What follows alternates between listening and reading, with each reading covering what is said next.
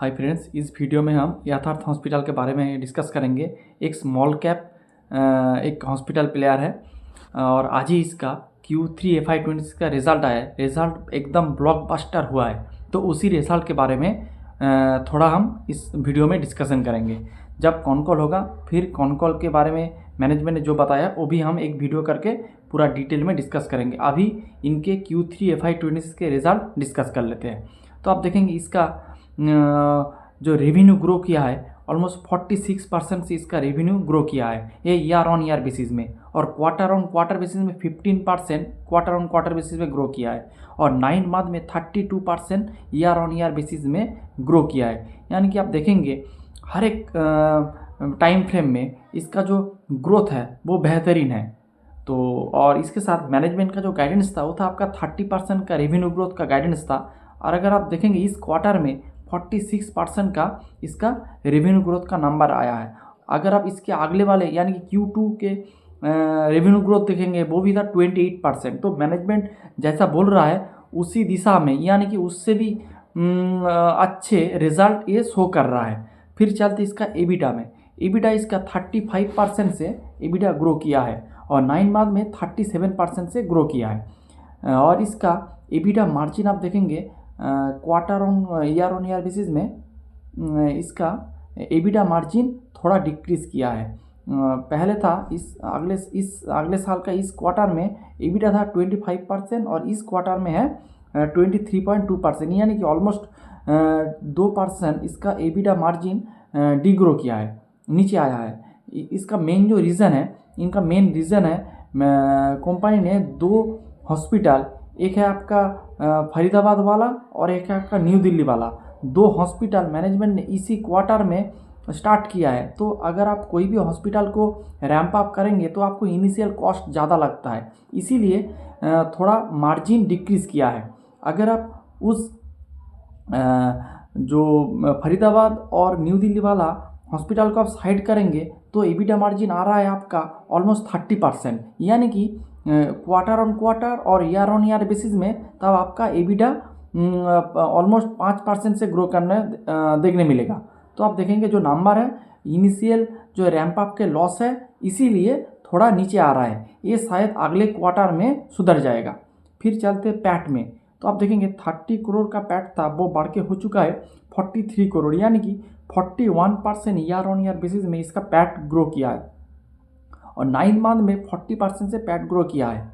तो आप देखेंगे पैट ऑलमोस्ट रेवेन्यू के बराबर ग्रो किया है। ऑपरेटिंग लेवरेज शायद 1-2% से वजह से नहीं मिला है, लेकिन बेहतरीन रिजल्ट है। फिर चलते इसका पैट मार्जिन। तो पैट मार्जिन आप देखेंगे थोड़ा 2-4 बेसिस पॉइंट नीचे आया है, उतना कोई दिक्कत की बात नहीं है।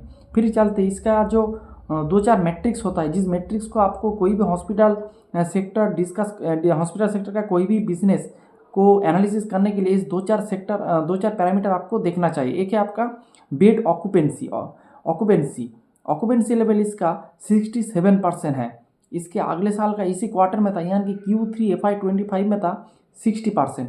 तो 60% से जंप होकर चला गया है 67%, और Q2 में था 66%, यानी कि क्वार्टर ऑन क्वार्टर और ईयर ऑन ईयर बेसिस में आप देखेंगे बेड ऑक्यूपेंसी का नंबर बढ़ा है। अगर आप ईयर ऑन ईयर बेसिस में कंपेयर करेंगे तो 11% से बेड ऑक्यूपेंसी का नंबर बढ़ा है, जो कि बेहतरीन एक पैरामीटर है। इस पैरामीटर ने 100 पे 100 है इस कंपनी। फिर चलते इसका आरपोप, एवरेज रेवेन्यू पर ऑक्यूपाइंग बेड। ये कोई भी हॉस्पिटल सेक्टर को देखने के लिए आपको उस बेड ऑक्यूपेंसी आरपोप का नंबर अच्छे से देखना चाहिए, और हमेशा आपका बेड ऑक्यूपेंसी का नंबर ऊपर की तरफ और आरपोप का नंबर भी ऊपर की तरफ जाना चाहिए। अगर वो नीचे की तरफ आ रहा है तो आप देखेंगे कुछ गड़बड़ का साइन हो सकता है।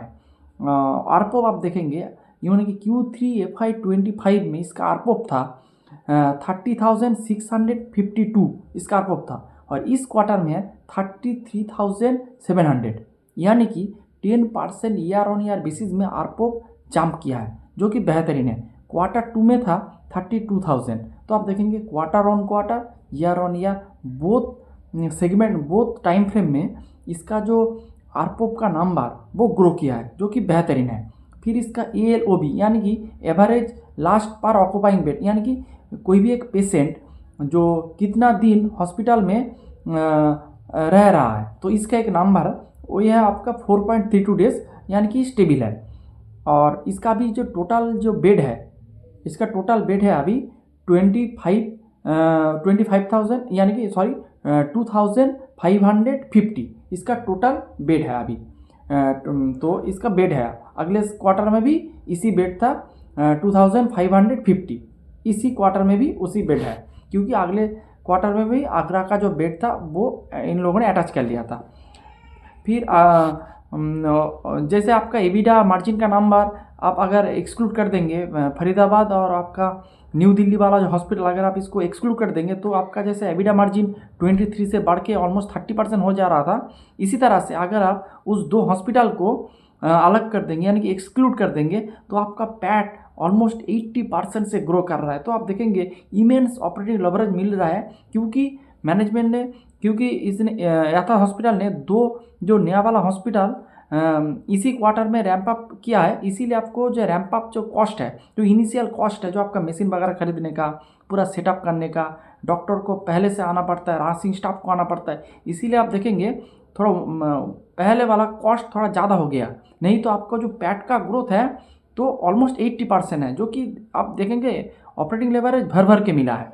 और शायद इस अच्छे वाले ऑपरेटिंग लेवरेज आपको अगले क्वार्टर में मिलेगा, क्योंकि उस अगले क्वार्टर में आपको इतना रैंप अप कॉस्ट नहीं लगेगा।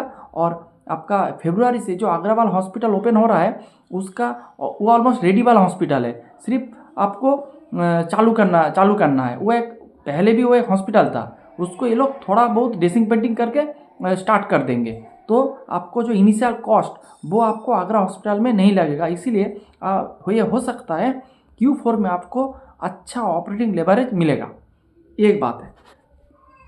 फिर चलते इसका हॉस्पिटल, इसके अभी 8 हॉस्पिटल है। 8 हॉस्पिटल में से अभी इसका 7 एक्टिव है, और 7 एक्टिव है, और इसका एक हॉस्पिटल अभी एक्टिव नहीं है। ये आपका 1 फरवरी से एक्टिव हो जाएगा। और इनका जो आपका जो प्रॉफिट वगैरह वो आपको प्रॉफिट नहीं, इसका जो रेवेन्यू का कंट्रीब्यूशन ये आपको Q4 में मिल जाएगा। और इनका हॉस्पिटल का 2 पार्ट होता है, एक है आपका मैच्योर हॉस्पिटल और एक है आपका न्यू वाला हॉस्पिटल। अगर आप मैच्योर हॉस्पिटल में देखेंगे 3 हॉस्पिटल है इसका मैच्योर हॉस्पिटल, जैसे आपका ग्रेटर नोएडा और नोएडा एक्सटेंशन। और आपका जो न्यू वाला हॉस्पिटल होता है उसमें आप देखेंगे झांसी है, ग्रेटर फरीदाबाद है, न्यू दिल्ली है, फरीदाबाद है, और आगरा वाला जो कि अभी नहीं आया है, इसी मंथ में वो भी एक्टिव हो जाएगी। तो ये बात है। और इसके साथ अगर आप पूरा आरपोप का देखेंगे तो सबसे ज़्यादा आरपोप आपको मिल रहा है नोएडा एक्सटेंशन के, उनका आरपोप है 44,000 रुपीज़ उसका आरपोप है। अगर आप नया वाला हॉस्पिटल देखेंगे, जो आपका नया वाला 2 हॉस्पिटल है आपका, एक है आपका फरीदाबाद और एक है आपका न्यू दिल्ली वाला, तो इस 2 हॉस्पिटल का भी आरपोप बहुत ही अच्छा है। न्यू दिल्ली का है 40,000 और फरीदाबाद का है 36,000। न्यू दिल्ली का 40,000 और आपका फरीदाबाद का है 36,000 इसका आरपोप है। तो आरपोप आप देखेंगे धीरे धीरे ऊपर की दिशा में जा रहा है। और जो नया वाला हॉस्पिटल है उसमें गवर्नमेंट पेशेंट कोई भी नहीं है।